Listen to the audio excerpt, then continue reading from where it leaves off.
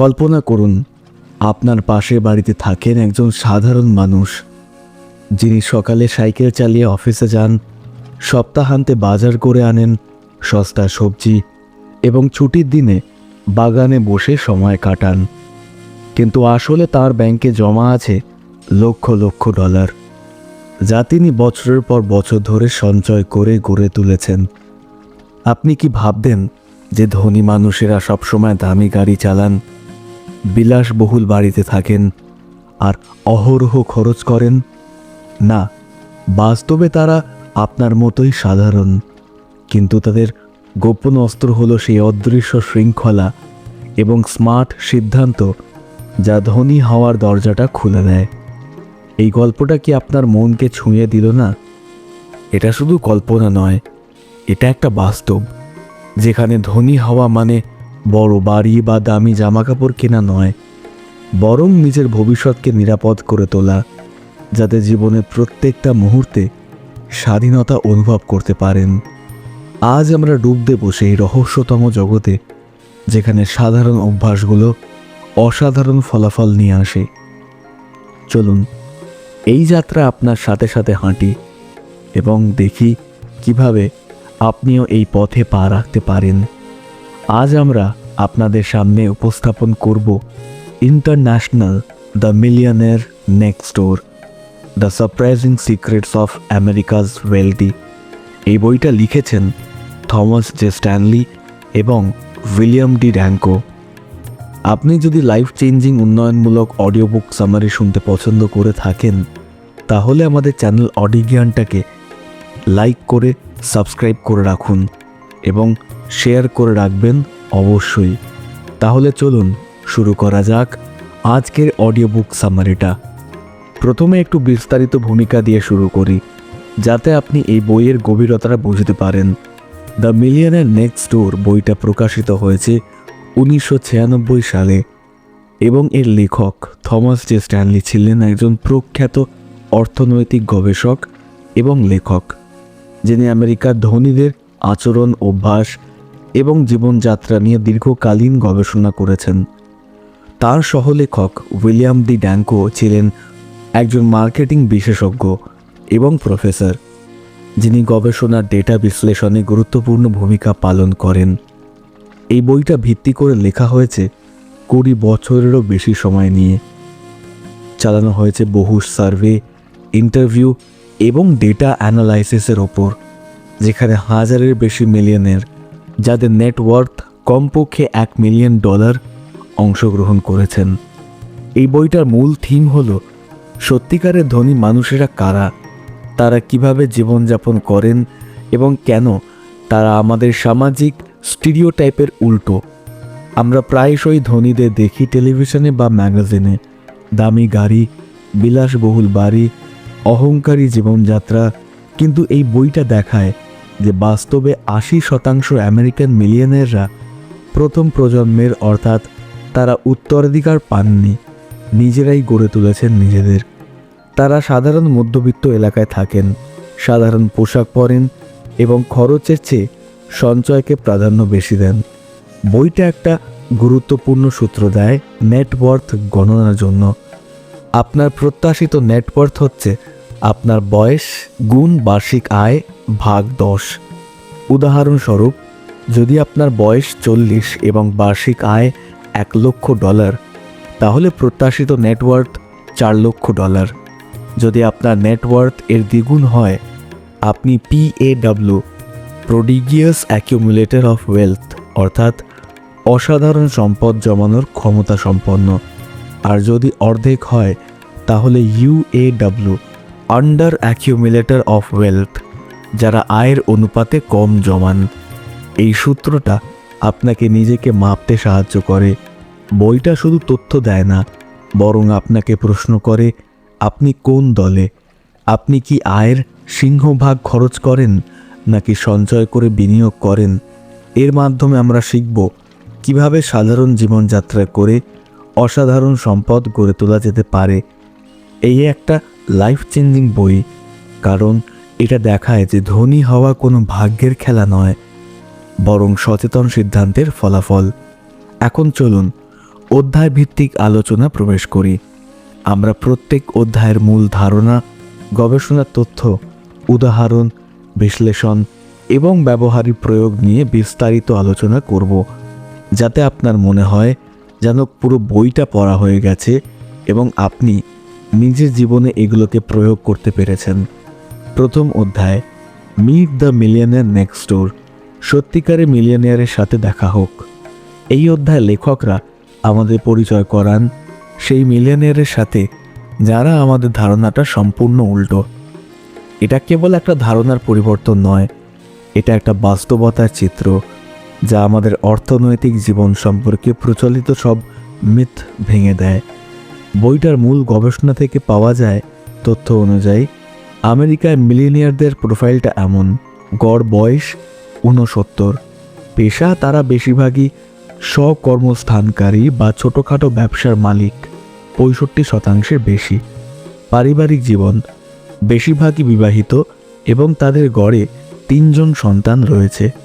শিক্ষাগত যোগ্যতা প্রায় 80% কলেজ ডিগ্রি রয়েছে, কিন্তু মাত্র 20% মাস্টার্স ডিগ্রি রয়েছে। উপার্জনের উৎস, তাদের আয়ের প্রধান উৎস হল ছোট ব্যবসা বা পরিষেবা, যা শুনতে হয়তো গ্ল্যামারাস নয় কিন্তু অত্যন্ত লাভজনক।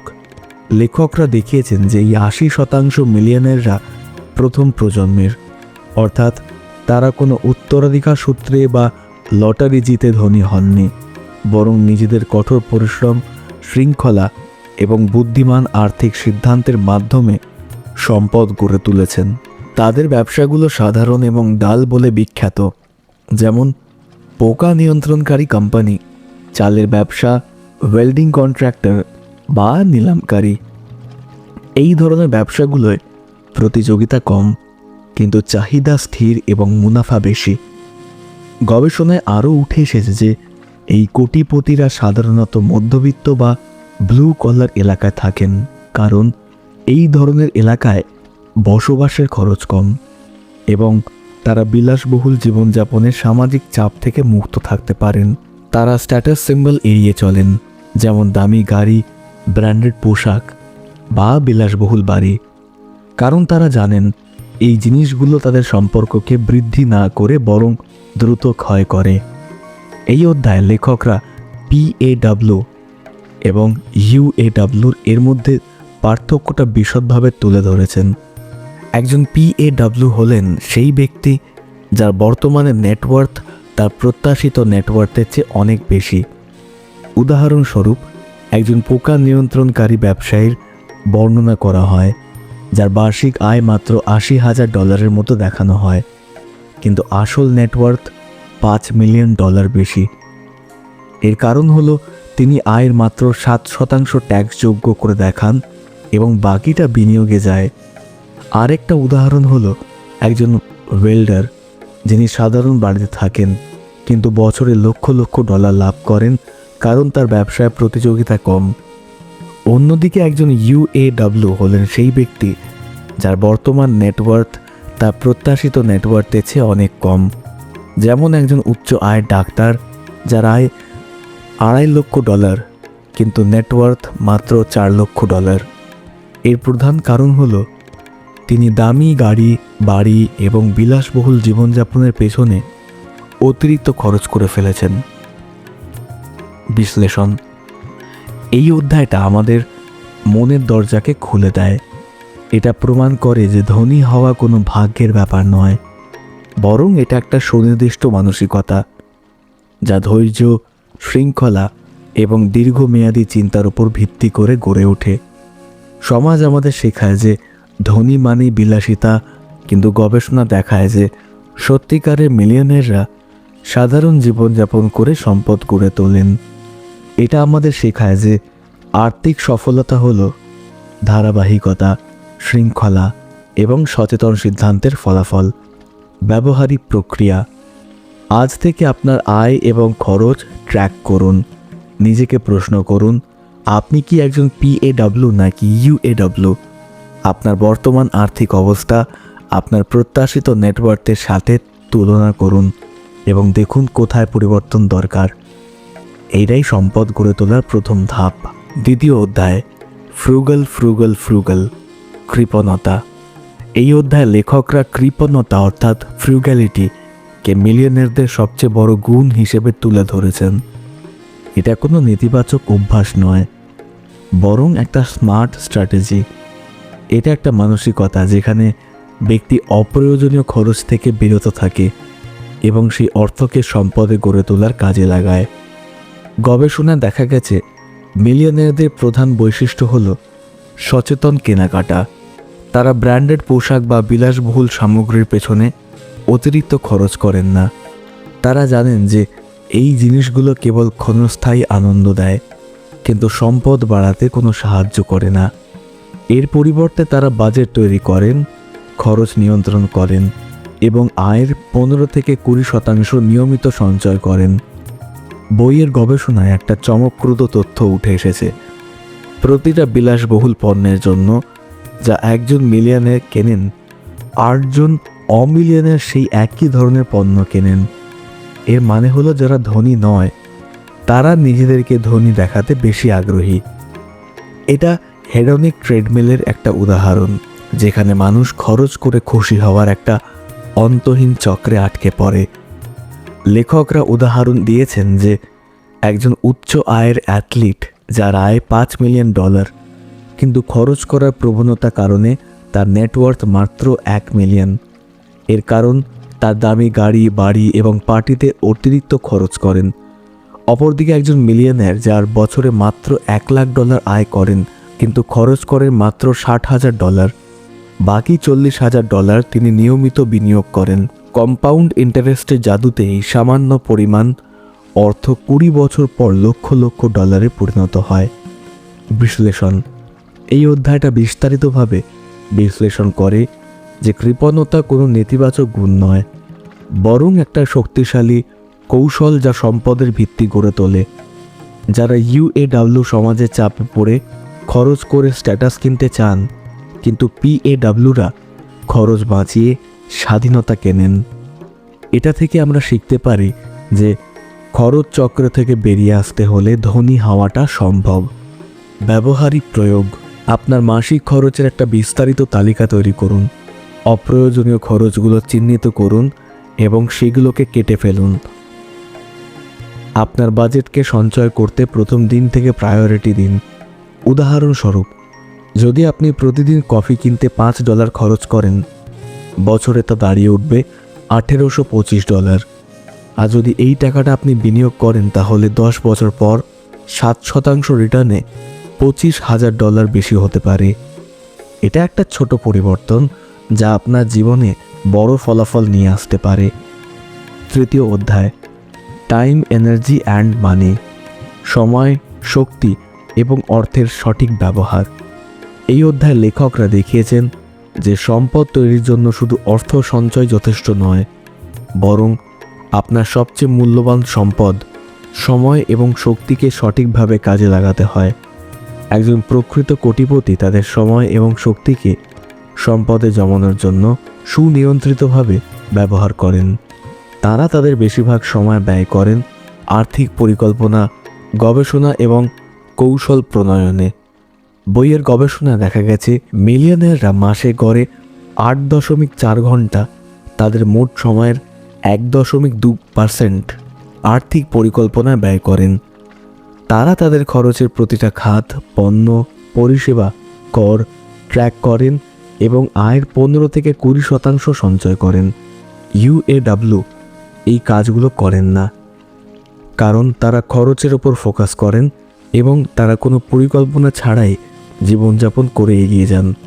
লেখকরা পরামর্শ দেন যে সম্পদ গড়ে তোলার জন্য আপনার একটা সুনির্দিষ্ট সিস্টেম থাকা উচিত। এর মধ্যে রয়েছে একটা অ্যাকাউন্ট্যান্ট বা আর্থিক উপদেষ্টা সাহায্য নেওয়া, আপনার সমস্ত খরচ এবং আয় রেকর্ড করা, বাজেটে সঞ্চয়কে প্রথম প্রায়োরিটি দেওয়া, নিয়মিতভাবে আপনার বিনিয়োগ পোর্টফোলিও পর্যালোচনা করা। একজন UAW অর্থাৎ যিনি কম সম্পদ সঞ্চয়কারী, তিনি তার আয় যত বাড়ান তার খরচ তত বাড়তে থাকে, যা তার আর্থিক স্বাধীনতাকে বাধাগ্রস্ত করে। উদাহরণস্বরূপ, একজন ব্যস্ত ডাক্তার যিনি বিনিয়োগ পরিকল্পনা করেন না এবং শুধু খরচ করে যান, তিনি রিটায়ারমেন্টের সময় আর্থিক সংকটে পড়তে পারেন। এর বিপরীতে একজন মিলিয়নিয়ার যিনি প্রতি মাসে 2 ঘন্টা আর্থিক পরিকল্পনা ব্যয় করেন, তার সম্পদ স্বয়ংক্রিয়ভাবে বাড়তে থাকে। বিশ্লেষণ: এই অধ্যায়টা বিশ্লেষণ করে যে সময়কে কেবল অর্থের মতো নয়, বরং অর্থের চেয়ে বেশি মূল্যবান হিসেবে দেখতে হবে। ইউএরা তাদের সময়কে অপচয় করেন, যার ফলে তারা রিটায়ারমেন্টের অনিশ্চয়তা থেকে ভোগেন। অন্যদিকে পিএডাব্লিউরা সময়কে বুদ্ধিমানের মতো ব্যবহার করেন, যার ফলে তারা শান্তিতে থাকেন এবং তাদের আর্থিক ব্যবস্থা শক্তিশালী হয়। ব্যবহারিক প্রয়োগ: একটা বাজেট অ্যাপ ব্যবহার করে আপনার খরচ ট্র্যাক করুন এবং সপ্তাহান্তে কমপক্ষে 1 ঘন্টা সময় আর্থিক পরিকল্পনায় ব্যয় করুন। এই সামান্য বিনিয়োগ আপনার ভবিষ্যতের জন্য বিশাল পার্থক্য তৈরি করতে পারে। চতুর্থ অধ্যায়, you are not what you drive. আপনি যা চালান তাই আপনি নন। এই অধ্যায়ের লেখকরা গাড়ির উপর ফোকাস করেছেন, কারণ এটা সমাজের চোখে স্ট্যাটাস এবং সফলতার একটা বড় প্রতীক। কিন্তু লেখকরা দেখিয়েছেন যে মিলিয়নিয়াররা এই ভুল ধারণা থেকে মুক্ত। তারা স্ট্যাটাস সিম্বলের পেছনে অর্থ ব্যয় করেন না, বরং সাশ্রয়ী গাড়ি কেনেন যা মূল্য রাখে। গবেষণা দেখা গেছে 75%-এরও বেশি মিলিয়নিয়াররা বিলাসবহুল বা দামি গাড়ি চালান না। 40%-এর বেশি মিলিয়নিয়াররা নতুন গাড়ি পরিবর্তে ব্যবহৃত গাড়ি কেনেন। 80%-এর বেশি মিলিয়নিয়াররা তাদের গাড়ি নগদ অর্থে কেনেন এবং গাড়ি কেনার জন্য ঋণ নেন না। মিলিয়নিয়ারদের জীবনে গাড়ির পেছনে খরচ $29,000 নিচে। এর কারণ হলো একজন মিলিয়নিয়ার জানেন যে একটা নতুন গাড়ির মূল্য তার কেনার পরপরই অনেকটা কমে যায়। একটা নতুন গাড়ি কেনা একটা লায়াবিলিটি, যা সময়ের সাথে সাথে তার মূল্য হারায়। এর পরিবর্তে তারা ইউজড গাড়ি কেনেন যাতে প্রথম বছরের ডেপ্রিসিয়েশনের লস এড়ানো যায়। তারা জানেন যে গাড়ি কেবল একটা স্থান থেকে অন্য স্থানে যাওয়ার একটা মাধ্যম। উদাহরণ: একজন মিলিয়নিয়ার যদি 15 বছর ধরে একটা গাড়ি চালান এবং সেই টাকা বিনিয়োগ করে $1,00,000 পরিণত করেন। এর বিপরীতে একজন ইউএডাব্লিউ, যিনি একজন অ্যাটর্নি বা উচ্চ পদস্থ কর্মচারী হতে পারেন, তিনি প্রতি 2 বছর পর পর একটা নতুন বিলাসবহুল গাড়ি কেনেন, যার ফলে তার সম্পদ বাড়ার কোনো সুযোগ থাকে না। তিনি ঋণের জালে জড়িয়ে পড়েন এবং তার আয় বেশিরভাগই গাড়ির কিস্তিতে চলে যায়। বিশ্লেষণ: এই অধ্যায়টা একটা শক্তিশালী কেস স্টাডি দেখায় কিভাবে ছোট ছোট সিদ্ধান্তগুলো আপনার সম্পদ গড়ে তুলতে বা নষ্ট করতে পারে। সমাজ আমাদের শেখায় যে নতুন গাড়ি সফলতাই, কিন্তু এটা ইউএডাব্লিউদের একটা ফাঁদ যা তাদের সম্পদ কমিয়ে দেয়। পিএডাব্লিউরা জানেন যে গাড়ি একটা অ্যাসেট নয়, বরং একটা দায়।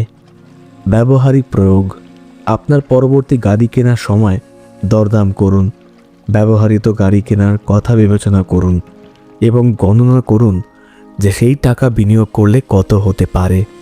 এই অধ্যায়টা আমাদের দৈনন্দিন জীবনে একটা গুরুত্বপূর্ণ দিক তুলে ধরে এবং সহজ পরিবর্তনগুলো শেখায় যা আমাদের জীবন বদলে দিতে পারে। পঞ্চম অধ্যায়, ইকোনমিক আউটপেশেন্ট কেয়ার, অর্থনৈতিক আউটপেশেন্ট কেয়ার। এই অধ্যায়ে লেখকরা অভিভাবকদের সন্তানদের দেওয়া অতিরিক্ত অর্থ সাহায্যের ওপর আলোকপাত করেন, যাকে তারা ইকোনমিক আউটপেশেন্ট কেয়ার বলে অভিহিত করেন। এটা একটা স্পর্শকাতর বিষয়, কারণ ভালো উদ্দেশ্য থাকা সত্ত্বেও এটা প্রায়শই সন্তানদের আর্থিক স্বাধীনতা অর্জনে বাধা দেয়। গবেষণায় দেখা গেছে যেসব প্রাপ্তবয়স্ক সন্তানরা তাদের অভিভাবকদের কাছ থেকে বেশি সাহায্য পান, যেমন বাড়ি বা গাড়ি কেনার জন্য, তারা পিএডাব্লিউ হন না, বরং সহজে ইউএডাব্লিউ হয়ে যান। এর কারণ হলো তারা নিজেদের আয়ের উপর নির্ভর করা এবং সুশৃঙ্খলভাবে খরচ এবং সঞ্চয়ের অভ্যাস গড়ে তোলা শেখেন না। বইয়ের গবেষণায় আরও উঠে এসেছে ইওসি পাওয়া সন্তানরা 41%-এরও কম সম্পদ জমান তাদের তুলনায় যারা কোনো সাহায্য পান না। এই সন্তানরা এনটাইটেলমেন্ট অনুভব করেন, যার অর্থ হলো তারা মনে করেন সাহায্য পাওয়া তাদের অধিকার এর ফলে তারা নিজেরাই পরিশ্রম করে অর্থ উপার্জনের আগ্রহ হারান। এর বিপরীতে প্রকৃত সম্পদ সঞ্চয়কারী বাবা মায়েরা তাদের সন্তানদের নিজেদের পায়ে দাঁড়াতে এবং আর্থিকভাবে স্বাবলম্বী হতে উৎসাহিত করেন। তাদের সন্তানদের অতিরিক্ত অর্থ সাহায্য দেওয়ার পরিবর্তে আর্থিক শিক্ষা দেন এবং তাদের নিজস্ব সম্পদ গড়ার জন্য প্রয়োজনীয় দক্ষতা অর্জনে সাহায্য করেন। তারা সন্তানদের বলেন, তুমি পরিশ্রম করো, তাহলেই তুমি সফল হবে। এই অধ্যায়ের মূল বার্তা হলো অর্থনৈতিকভাবে স্বাবলম্বী সন্তান তৈরি করাও একটা গুরুত্বপূর্ণ বিনিয়োগ। বিশ্লেষণ: এই অধ্যায়টার বিশ্লেষণ করে যে ভালো উদ্দেশ্য থাকা সত্ত্বেও অতিরিক্ত সাহায্য একজন ব্যক্তির স্বাবলম্বিতা নষ্ট করে দেয় এবং তাকে দুর্বল করে তোলে। এটা থেকে আমরা শিখতে পারি যে আর্থিক শিক্ষা এবং কঠোর পরিশ্রমের গুরুত্ব শেখানো কোনো ধরনের সাহায্যের চেয়ে অনেক বেশি মূল্যবান। ব্যবহারিক প্রয়োগ: যদি আপনি একজন অভিভাবক হন, তাহলে আপনার সন্তানদের সীমিত সাহায্য দিন এবং তাদের আর্থিক দায়িত্ববোধ শেখান। তাদের বাজেট তৈরি করতে, সঞ্চয় করতে এবং নিজেদের উপার্জনের উপর নির্ভর করতে উৎসাহিত করুন। ষষ্ঠ অধ্যায়: অ্যাফার্মেটিভ অ্যাকশন, ফ্যামিলি স্টাইল। পারিবারিক অ্যাফার্মেটিভ অ্যাকশন। এই অধ্যায় ইওসি এর ক্ষতিকর দিকগুলো আরও গভীরভাবে আলোচনা করা হয়েছে।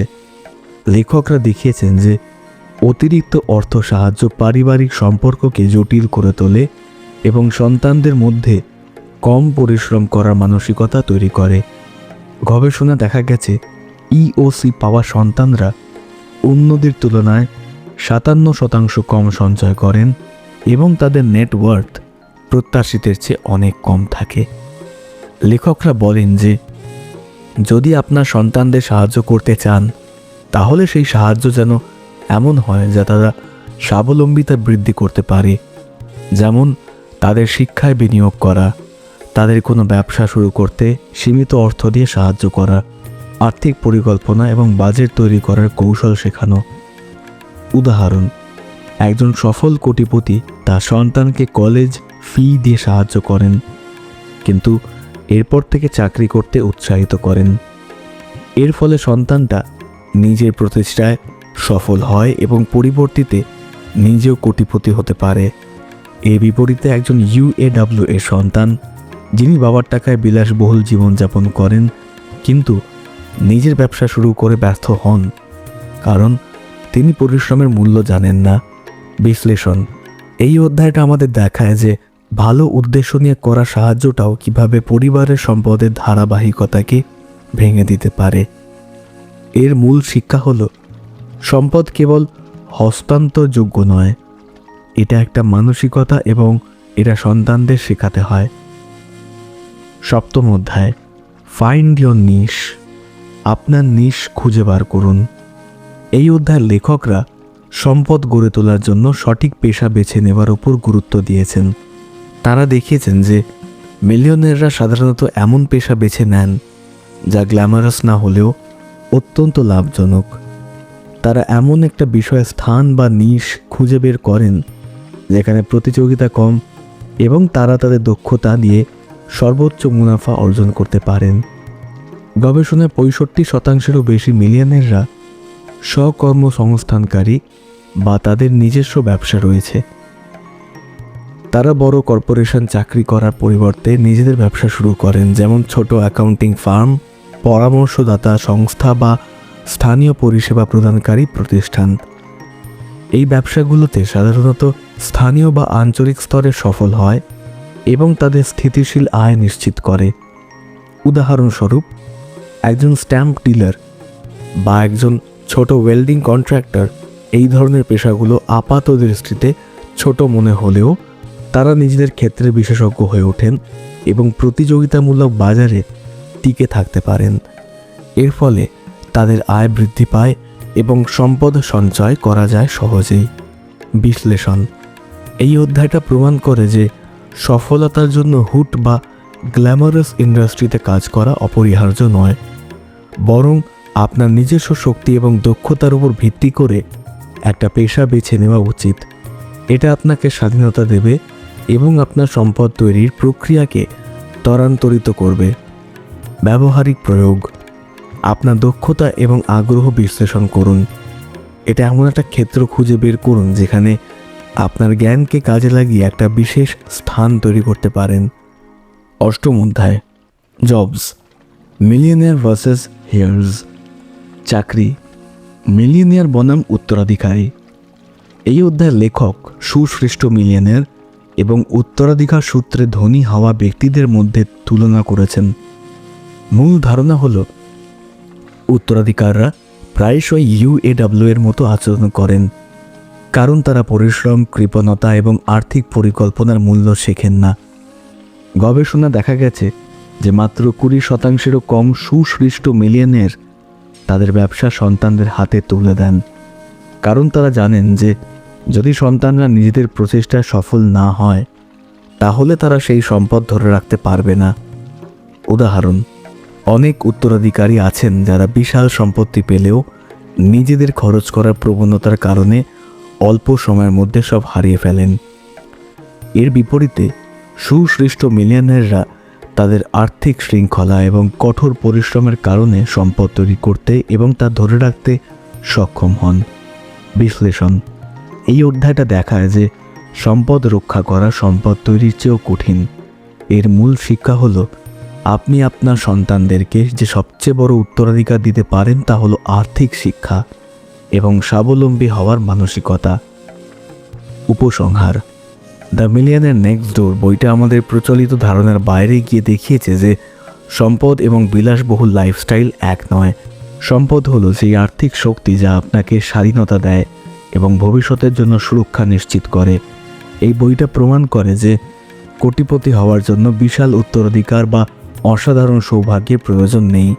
প্রয়োজন হলো সুশৃঙ্খল জীবনযাপন, কঠোর পরিশ্রম এবং বুদ্ধিমান বিনিয়োগের কৌশল। এটা আমাদেরকে মনে করিয়ে দেয় যে সত্যিকারের সম্পদ লুকিয়ে আছে বাজেট, সঞ্চয় এবং বিনিয়োগের মতো সাধারণ অভ্যাসের মধ্যে দিয়ে, যা যে কোনো মানুষ চাইলেই গড়ে তুলতে পারে। বইটা থেকে আমরা যে 5টা মূল শিক্ষা পেলাম তা হলো: কৃপণতা আপনার সবচেয়ে বড় অস্ত্র। আয়ের চেয়ে কম খরচ করার অভ্যাস করুন। আপনার আয়ের কমপক্ষে 15-20% নিয়মিত সঞ্চয় করুন। এটা আপনার সম্পদের ভিত্তি তৈরি করবে। নেটওয়ার্থ গণনা করুন। আপনার প্রত্যাশিত নেটওয়ার্থ আপনার বয়স গুণ বার্ষিক আয় ভাগ 10। এই সূত্রটা ব্যবহার করে নিজেকে মাপুন। আপনি কোন দলে, PAW নাকি UAW, এটা আপনার আর্থিক অবস্থান সম্পর্কে একটা স্পষ্ট ধারণা দেবে। সময় এবং শক্তিকে বিনিয়োগ করুন। আপনার সময় এবং শক্তিকে অর্থের মতোই মূল্যবান মনে করুন। নিয়মিত আর্থিক পরিকল্পনার সময় ব্যয় করুন এবং আপনার বিনিয়োগ পোর্টফোলিও পর্যবেক্ষণ করুন।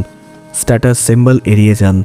সমাজে চাপে পড়ে বিলাসী পণ্য বা দামি গাড়ি কেনার পরিবর্তে আপনার আর্থিক অর্থকে বিনিয়োগ ব্যবহার করুন। গাড়ি বা বিলাসী জিনিসপত্র সম্পদ নয়, বরং দায়। সন্তানদের আর্থিক শিক্ষা দিন। আপনার সন্তানদেরকে অতিরিক্ত অর্থ সাহায্য দেওয়ার পরিবর্তে স্বাবলম্বী হতে শেখান। তাদের বাজেট, সঞ্চয় এবং কঠোর পরিশ্রমের মূল্য সম্পর্কে শিক্ষা দিন, কারণ এটাই তাদের সবচেয়ে বড় উত্তরাধিকার।